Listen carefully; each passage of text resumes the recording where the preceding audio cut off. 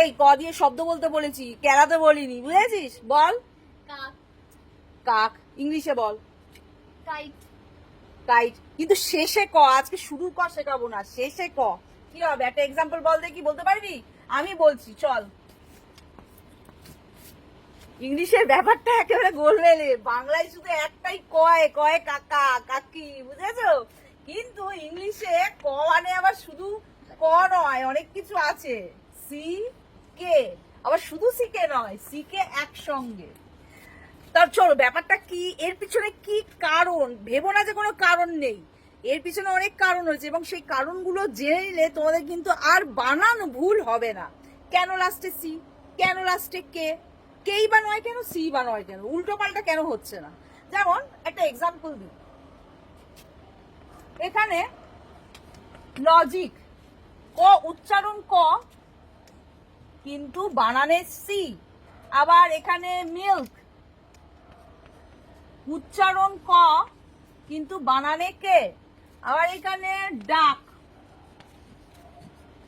উচ্চারণ ক কিন্তু বানানে সি কে। এর পিছনের কারণগুলো তোমাদের এক এক করে বলছি, সব নোট করবি, সবই শেষে ক। বাংলায় তো সমস্যা নেই ক, কিন্তু ইংলিশে উচ্চারণে সবই ক, কিন্তু কোথাও সি, কোথাও কে, কোথাও সি কে। চলো চলো তাড়াতাড়ি দেখি কখন কি হয়। তো সি কখন হয়, দেখা গেছে যখন নাকি কোনো শব্দ মাল্টি সিলেবল থাকে। মাল্টি সিলেবল মানে মানে দুটো তিনটে উচ্চারণ থাকবে, ধ্বনি থাকবে। যেমন এখানে দেখতে পাচ্ছ ট্র্যাজিক, ট্র্যা একটা সিলেবেল, জিক একটা সিলেবেল, তাহলে দুটো হলো।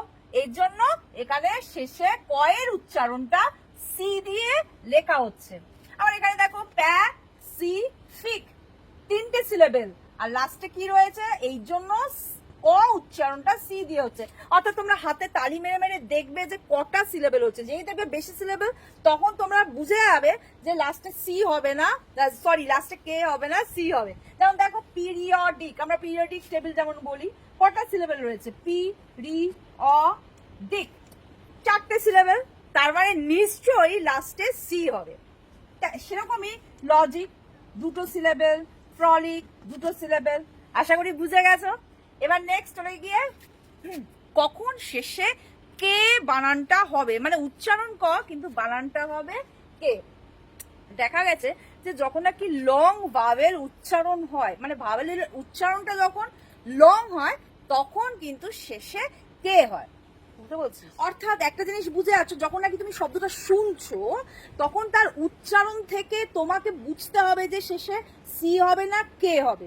লং ভাওয়েল কি, লং ভাওয়েল হলো গিয়ে যখন নাকি লং ভাওয়েলের A E I O U, যে ভাওয়েলটা পাঁচটা ভাওয়েল রয়েছে তার নামের যে উচ্চারণ, অর্থাৎ এর উচ্চারণ যখন এ হবে, ইর উচ্চারণ যখন ই হবে, আই এর উচ্চারণ যখন আই হবে, ইউর উচ্চারণ যখন ইউ হবে, ওর উচ্চারণ যখন ও হবে, তখন আমরা শেষে বানানে সবসময় কে ইউজ করব। যেমন এখানে দেখো উইক, উইকে কিন্তু ই উচ্চারণ হচ্ছে, এখানে ই উচ্চারণ ই, এটা বানান আলাদা কিন্তু উচ্চারণ ই হচ্ছে, এই কারণে শেষে ক কিন্তু কে দিয়ে হচ্ছে। বুক, উ উচ্চারণ হচ্ছে, বুঝেছো, উ উচ্চারণ হচ্ছে, এই জন্য শেষে কে।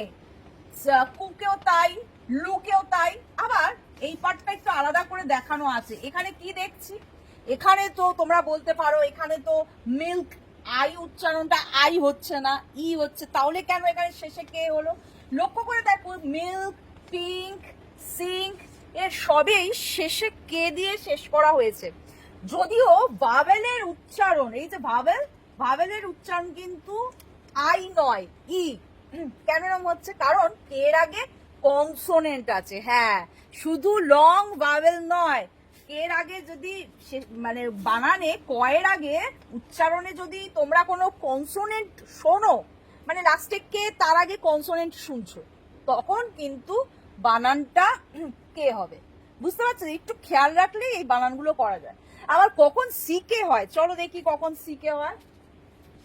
দেখো সিকে হয় যখন লং ভাওয়েল হলে কে হয়, আর যখন শর্ট ভাওয়েল উচ্চারণ হবে